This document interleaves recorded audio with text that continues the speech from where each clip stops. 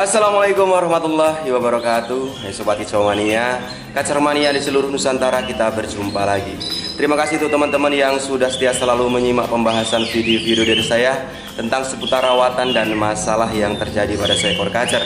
Saya doakan semoga teman-teman selalu sehat, sukses dan bahagia, tidak kurang suatu apapun. Amin ya robbal alamin. Oke teman-teman, episode kali ini saya ingin melanjutkan pembahasan mengenai apa saja sih pantangan untuk seekor kacer dari segi pola rawatan maupun settingan IF-nya, baik untuk hariannya maupun pada saat eksekusi lapangannya. Nah, kemarin saya sudah sempat membahas mengenai pantangan apa saja yang tidak boleh diberikan untuk kacer tipe panas. Lalu pantangan apa saja yang tidak boleh diberikan untuk kacer tipe dingin, birahi, dangkal. Nah, kali ini saya ingin mencoba membahas yang tipe dingin, birahi dalam.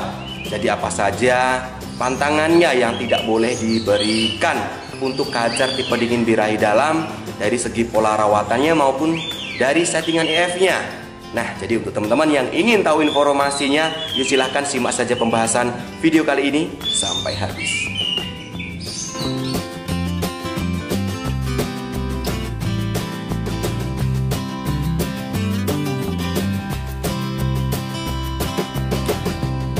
Oke Sobat Kicau Mania, Sobat Kicau yang ada di seluruh Nusantara, mengulas lagi, membahas, melanjutkan dari pembahasan dari video saya sebelumnya mengenai pantangan apa saja yang tidak boleh diberikan untuk seekor kacer dalam segi pola rawatan maupun segi settingan IF-nya.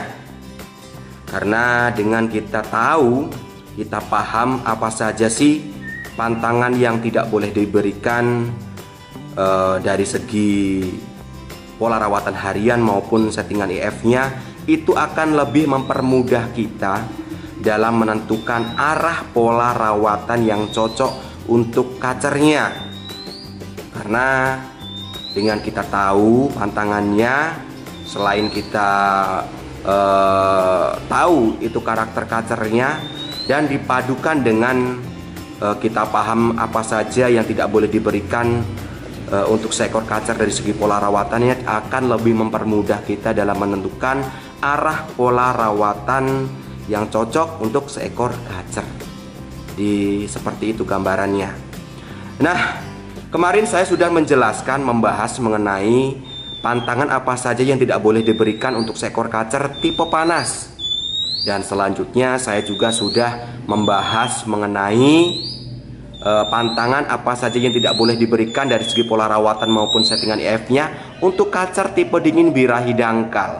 Nah, kali ini di pembahasan kali ini saya ingin mencoba membahas mengenai pantangan apa saja yang tidak boleh diberikan untuk kacer tipe dingin, birahi dalam. Seperti yang ada di depan kita ini adalah kacer saya, kacer tipe dingin, birahi dalam, dimana alhamdulillah saya sudah paham untuk pola rawatannya, pantangan apa saja yang tidak boleh diberikan untuk kacer saya yang ada di depan kita ini. Alhamdulillah untuk pola rawatan maupun settingan IF-nya sudah saya pahami. Mungkin ada perubahan sedikit pada saat cuacanya itu banyak hujannya, di situ ada sedikit perubahan seperti settingan IF-nya yang tadinya 55 saya turunkan menjadi 33, yang tadinya mandinya 2 hari sekali saya kurangi seminggu 3 kali. Itu aja perubahannya. Nah, melanjutkan dari pembahasan mengenai apa saja sih yang tidak boleh diberikan untuk kacer tipe dingin, birahi dalam. Jadi untuk teman-teman yang mempunyai seekor kacer gambarannya itu mengarah ke kacer tipe dingin, birahi dalam, nanti teman-teman bisa menyimak, menerapkan apa yang saya bahas untuk kali ini. Sebelum lanjut ke pembahasan, saya ingin mencoba menjelaskan, membahas mengenai ciri-ciri kacer tipe dingin, birahi dalam. Karena di sini teman-teman mungkin ada yang bertanya, kira-kira apa saja sih ciri-cirinya agar kita tidak salah vonis dalam menentukan arah pola rawatannya. Kira-kira ciri-ciri kacer tipe dingin birahi dalam itu seperti apa gambarannya, dari segi fisiknya mungkin, dari segi pola rawatannya, dari karakternya gitu ya. Mungkin teman-teman di rumah menunggu-nunggu jawaban dari saya tentang ciri-ciri yang paling mudah dipahami untuk kacer tipe dingin birahi dalam. Oke teman-teman, saya akan lanjut untuk menjelaskan. Jadi ciri-ciri kacer tipe dingin birahi dalam di sini yang pertama, yang paling mudah dipahami adalah dari segi tingkat fighternya, gitu ya teman-teman. Dari segi tingkat fighternya, artinya si kacer itu untuk hariannya, untuk kegacorannya itu tidak terlalu gacor. Jadi hariannya tidak terlalu gacor, ya, tidak terlalu gacor. Dia bunyi sekali pas pada saat dia mendengar suara kacer lain, gitu ya. Jadi tidak terlalu gacor, dia hanya banyak ngeriwiknya. Itu dari segi hariannya, tingkat kegacoran. Untuk tingkat fighternya, untuk kacer tipe dingin birahi dalam di sini, itu untuk tingkat fighternya pada saat dia bertemu dengan kacer lain, kita pertemukan one by one ya, dengan kacer lain, dia responnya dia langsung narung, ya, langsung narung, bongkar materi ya, seperti kacer tipe panas, tetapi tidak galak. Bedanya itu tidak mainnya lasak gitu ya, tidak galak, dan sesekali dia lip sync apa namanya, gaya-gaya gitu ya, lip sync gaya-gaya gitu. Walaupun dia bagongnya cuma bentar, selanjutnya dia lip sync lagi seperti itu. Nah itu bedanya. Tapi kalau kaca tipe panas dia langsung fight, dia bongkar materi, dia nabrak full menyerang. Tapi kalau kaca tipe dingin birahi dalam di sini tidak seperti itu. Dia responnya lebih dominan ke bertahan. Nah itu ya teman-teman. Pas pada saat dia dipertemukan dengan kacer lain, dia responnya lebih dominan untuk bertahan. Beda dengan kacer tipe panas birahi dalam, sang fighter tinggi, dia full menyerang, itu ya. Nah, apa bedanya dengan tingkat fighter dengan kacer tipe dingin birahi dangkal, gitu ya? Kacer tipe dingin birahi dangkal. Bedanya, kacer tipe dingin birahi dalam pada saat dia beri pertemuan kacer lain, dia langsung bongkar materi. Ya, dia langsung bongkar materi ya, seperti layaknya kacer tipe panas ya, tetapi dia bertahan ya, tidak menyerang, dia bertahan aja di tangkringannya itu aja ya. Lalu dia kalau mau bagong bentar langsung main lagi, bongkar materi langsung, tapi sesekali ada lip sync-nya gitu ya. Nah untuk kacer tipe dingin birahi dangkal itu beda. Kacer tipe dingin birahi dangkal tingkat fighternya pas pada saat dipertemukan dengan kacer lain, dia responnya itu hanya terkesan hanya apa ya, ngobrol-ngobrol aja, ngeriwik ya. Kacer seperti ngobrol aja dia, seperti dia nggak bongkar materi, cuman dia ngeriwik ya, lalu ngobrol-ngobrol, kepalanya goyang-goyang gitu, buka ekor satu tangkringan gitu ya, ngobrol-ngobrol, tetapi dia tidak terkesan seperti marah gitu ya, tidak terkesan seperti marah. Lalu kalau dia merasa sudah selesai, dia menunjukkan eksistensinya, dia hanya diam. Lalu kalau emang dia benar-benar nggak kondisi, dia menarik kepalanya. Kalau emang dia emang karakternya gampang bagongan, dia langsung bagongnya ngunci. Tapi kalau karakternya nggak bagongan, dia apa namanya, loncat sana, loncat sini, loncat sana, loncat sini, loncat sana, loncat sini, gitu ya. Nanti kalau sudah capek dia baru dia bunyi lagi ya, tapi dia bunyinya cuman ngobrol-ngobrol aja. Nah beda dengan kacer tipe dingin birahi dalam sini, dia langsung bongkar materi, langsung fight ya, tetapi dia tetap bertahan, tidak menyerang seperti kacer tipe panas. Nah itu perbedaannya dari segi tingkat fighternya ya teman-teman. Jadi untuk ciri yang pertama tadi, tingkat kegacorannya, untuk kacer tipe dingin birahi dalam di sini tidak gacor selayaknya kacer tipe panas dan kacer tipe dingin birahi dangkal. Kalau kacer tipe dingin birahi dangkal itu gacor sekali, khususnya pas pada saat dikerodong. Karena apa gacornya itu? Karena dominan birahi gitu ya. Tapi kalau kacer tipe panas itu gacornya karena itu dominan emosinya. Itu perbedaannya. Tapi kalau kacer tipe dingin birahi dalam di sini itu tidak gacor hariannya. Dia bunyi sekali responsif pada saat mendengar suara kacer lain. Dia hanya ngeplong-ngeplong kaceran aja. Dan hariannya ini kepantau banyak ngeriwi. Jadi teman-teman ya, itu dari segi ciri-cirinya yang paling mudah kita pahami. Dan ciri selanjutnya, setelah kita tahu tingkat kegacorannya tadi yang pertama, lalu kita tahu untuk tingkat faktornya, kita langsung aja kita buktikan dengan pola rawatan gitu ya. Kita buktikan dengan pola rawatan. Nah, untuk kacer tipe dingin birahi dalam di sini itu yang paling mudah pada saat dia diterapkan pola rawatan panas ya.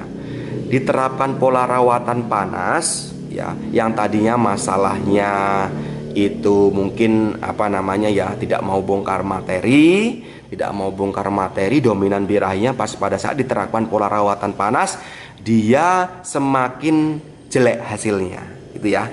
Semakin jelek hasilnya diterapkan pola rawatan panas seperti mandi tiap hari, tiap sore, tanpa jemur, jangkrik 55 gitu, 33 ya, harian full prodong, dia semakin jelek hasilnya.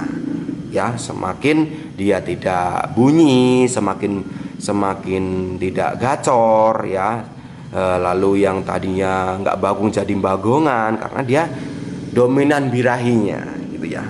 Dan setelah dirubah dengan pola rawatan dingin, dia semakin membaik ya, semakin membaik hasilnya gitu ya, semakin membaik, mainnya enak. Tetapi ada penunjukan lain, sudah tidak bagong tetapi ada penunjukan lain, dia mainnya lasa gitu ya, mainnya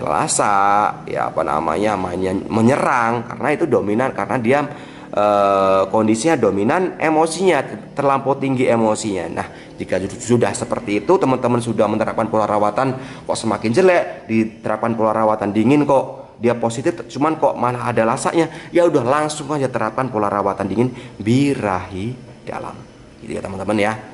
Nah, jadi itu tadi untuk ciri yang ketiga gitu teman-teman ya. Nah, untuk segi postur tubuh tidak ada untuk segi katuranggang tipe dingin birahi dalam di sini tidak ada. Saya tidak akan membahas mengenai katuranggang atau dari segi postur tubuh karena menurut saya tidak ada itu ya teman-teman ya, tidak ada, karena kalau kita akan terpaku dengan katuranggang kita akan pusing sendiri nanti itu ya teman-teman ya. Nah, untuk kacer tipe dingin birahi dalam di sini saya pernah membahas dulu sekali tentang kacer tipe dingin tipe sedang. Nah, inilah kacer tipe dingin birahi dalam, inilah kacer tipe sedang, artinya dia untuk karakternya itu di tengah-tengahnya antara kacer tipe panas dan kacer tipe dingin birahi dangkal. Mengapa ada kacer tipe dingin birahi dalam di sini? Karena mungkin ini menurut pemahaman saya, karena dulunya nenek moyangnya kacer itu ada dua karakter, yaitu kacer tipe panas murni dan kacer tipe dingin murni. Nah, berkembangnya zaman, maksudnya kacer tipe panas murni ini maksudnya seperti ini. Kacer yang tipe panas yang emang bener sang faktor tinggi gitu ya, sang faktor tinggi artinya dia untuk teritorialnya di tempat yang dia dingin ya, di pegunungan, di lembah-lembah, di hutan gitu yang jarang karena paparan sinar matahari. Tetapi untuk kacer tipe dingin murni ini untuk teritorialnya dia di dekat pemukiman penduduk, di persawahan seperti itu, yang emang untuk daerahnya emang tempat asalnya dulu itu banyak terkena sinar paparan matahari. Karena makanya dia untuk pola rawatannya untuk kacer tipe dingin birahi dangkal di sini memang untuk hariannya emang dia selalu mendapatkan terkena sinar matahari. Beda dengan kacer tipe panas murni sang faktor tinggi. Nah, kenapa muncul tipe dingin birahi dalam? Ini menurut saya berkembangnya zaman gitu ya. Ini menurut saya ini adalah mungkin persilangan antara kacer tipe dingin murni dengan kacer tipe panas murni tadi. Nah, lahirlah kacer tipe dingin birahi dalam ini itu ya. Pas pada saat pas pada saat dulunya ini kacer tersebut tinggal di tinggal di hutan. Kacer tipe panas dia tinggal di hutan. Lalu ada kacer tipe dingin yang memang tinggalnya dia di pinggiran sungai, dekat pemukiman penduduk, itu yang emang daerahnya panas. Nah, pada saat berkembangnya waktu ada mungkin untuk hutannya ini ada penebangan gitu ya, sehingga tempatnya ini menjadi panas. Nah, bertemulah kacer tipe panas dan kacer tipe dingin ini bertemulah lalu beranak pinak. Nah, inilah jadinya kacer tipe dingin birahi dalam. Nah, mungkin untuk teman-teman ada yang sudah menangkarkan punya jantannya itu kacer tipe panas murni, ternyata terlalu si betinanya ini kacer tipe dingin murni. Nah, beranak pinak salah satunya ada menjadi kacer tipe dingin birahi dalam seperti ini. Itu mungkin pemahaman saya. Nah, mungkin teman-teman di rumah ada yang mempunyai pemahaman lain, silakan tulis di kolom komentar. Kita akan belajar dan sharing-sharing bareng di sini. Oke. Nah, itu tadi pantangannya ciri-cirinya, ciri-cirinya untuk kacer tipe dingin birahi dalam. Nah, sekarang lanjut ke pantangannya. Untuk pantangan kacer tipe dingin birahi dalam di sini yang pertama yang pastinya untuk dalam segi pola rawatan dia tidak bisa terkena pola rawatan panas ya. Kalau mendapatkan pola rawatan panas pasti dia akan dominan naik birahinya. Tetapi dengan mendapatkan pola rawatan dingin tipe dingin birahi dangkal, dia akan positif tuh. Tetapi muncul penunjukan baru seperti manya lasa gitu. Itu ya teman-teman ya. Seperti itu. Nah, untuk pantangan selanjutnya kacer tipe dingin birahi dalam di sini tidak bisa dijemur kuat. Dijemur over sampai batas kemampuan kacernya pas pada saat dijemur. Jadi intinya kacer tipe dingin birahi dalam di sini untuk proses penjemurannya tetap selalu didahulukan pemandian dulu. Setelah mandi berikan jangkrik lalu jemur semampu kacernya, karena tipe dingin birahi dalam di sini batas kemampuan si kacer pas pada saat dijemur tidak lama, maksimal 1 jam dia sudah menunjukkan tanda gelisah kepanasan gitu ya teman-teman ya. Jadi untuk pantangan penjemuran tidak bisa dijemur kuat untuk kacer tipe dingin birahi dalam di sini. Intinya untuk proses penjemurannya tetap dia semampu kacernya sampai batas kemampuan kacer tipe dingin birahi dalam di sini pas pada saat dijemur. Untuk pantangan yang ketiga yaitu kacer tipe dingin birahi dalam di sini itu pantangan sekali itu diberikan pengumbaran ya. Tipe dingin birahi dalam tidak boleh diberikan pengumbaran karena pasti akan muncul dampak negatif gitu ya teman-teman ya. Nah, pantangan selanjutnya kacer tipe dingin birahi dalam di sini tidak boleh mendapatkan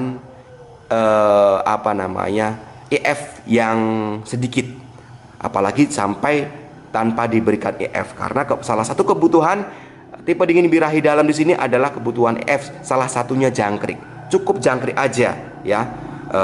Dan dia bisa menggunakan kroto pas pada saat tertentu, misalkan pada saat eksekusi lapangan dia dominan emosi ya, kita bisa berikan kroto setelah pemandian gitu ya. Dan kaca tipe dingin birahi dalam di sini bisa menggunakan ulat Hongkong juga pas pada saat kondisi tertentu, misalkan pas pada saat dominan birahinya atau pas pada saat cuaca mendung atau hujan gitu ya. Itu pas pada saat eksekusi lapangan. Tetapi untuk hariannya, untuk EF tidak boleh diberikan ulat Hongkong maupun tidak boleh diberikan kroto. Jadi hariannya cukup jangkrik aja. Nah, untuk maksimal jangkrik, minimal jangkrik itu diberikan 33. Bisa 33, bisa 55, bisa 77 gitu ya. Tetapi tetap diimbangi dengan pola rawatan. Jadi pola rawatan untuk kaca tipe dingin birahi dalam di sini mulai bisa diberikan mandi seminggu 3 kali, waktunya pagi, jemur seminggu 2 kali semampu kacernya ya. Tentunya jemur itu setelah mandi, jadi kacer dimandikan, berikan IF, jangkrik, lalu jemur ya. Dan untuk IF itu cukup jangkrik aja hariannya, yaitu minimal 33, bisa 33, bisa 55, bisa 77 sesuai dengan kondisi kacernya. Nah, untuk pemandian ini biasanya kalau sudah stabil antara dia mandi pagi seminggu 3 kali atau sampai 2 hari sekali gitu, nggak sampai dia tiap hari terkecuali dalam kondisi pengkondisian, dalam kondisi over emosi atau overhead, dia bisa mandi tiap hari. Tetapi mandi tiap hari tidak akan lama. Kalau sudah emang kondisinya sudah pulih, artinya emosi sudah terdamkit, dikembalikan lagi aja, mandi seminggu 3 kali, atau bisa juga mandi 2 hari sekali, diberikan jemur seminggu 2 kali aja. Oke teman-teman, jadi seperti itu gambarannya, ciri-ciri mengenai kacer tipe dingin birahi dalam, dan mengenai pantangan apa saja yang tidak boleh diberikan untuk kacer tipe dingin birahi dalam. Saya sudah membahasnya secara detail. Untuk teman-teman yang mempunyai pengalaman lain mengenai kacer tipe dingin birahi dalam, bisa tulis di kolom komentar, nanti kita akan belajar bareng ya. Teman-teman juga bisa sharing-sharing di kolom komentar saja. Oke teman-teman, sampai di sini dulu pembahasan saya mengenai apa saja pantangan dan ciri-ciri untuk kacer tipe dingin birahi dalam, mengenai dari segi pola rawatan maupun dari segi kebutuhan IF-nya. Tadi saya sudah jelaskan secara detail ciri-cirinya kacer tipe dingin birahi dalam seperti apa, lalu apa saja pantangan yang tidak boleh diberikan dari segi pola rawatan maupun settingan IF-nya, yang nantinya akan mempermudah kita menentukan arah pola rawatan yang cocok untuk kacer tipe dingin birahi dalam. Oke, sampai berjumpa lagi di pembahasan berikutnya, masih tentang seputar rawatan dan masalah yang terjadi pada seekor kacer. Salam kicau mania, salam sukses untuk kita semua. Wassalamualaikum warahmatullahi wabarakatuh.